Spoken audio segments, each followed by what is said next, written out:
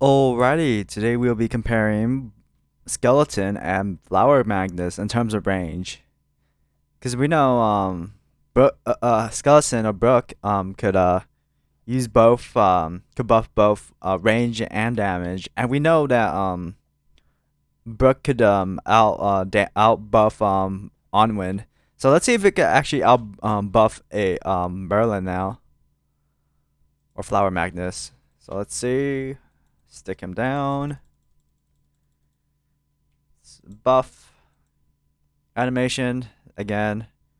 77.11 range. Oh, that's cool. That's cool. That's cool. Alright, let's compare it to skeleton. So skeleton buff. Let's see, max it out. Buff.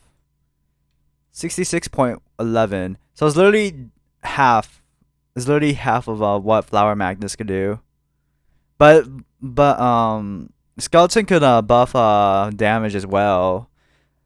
So if you don't want to like use an extra slot for like range buff, you might as well not bring Flower Magnus. But if you're willing to do that, I recommend you would do that instead of bringing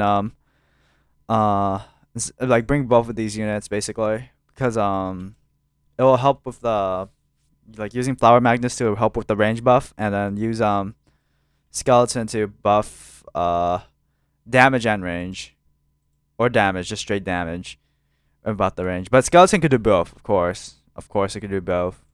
But yeah, 66.11 range with skeleton buff. While Magnus could buff it, when Magnus buffs it, it's literally double. It's literally double the value of a skeleton buff, range buff. So in this case, Flower Magnus is way better in terms of like range buff. So if you're like looking into like using, if you need like a range buffer, and you're like willing to use like an extra slot, like take like the straight up like take out a unit, and you're just willing to do that, you could like stick in Flower Magnus just straight for like range buff. But like Flower Magnus is still best in slot for range buff. But if you're not like that concerned of the range for the range, then skeleton is straight up like in general like the best in general uses.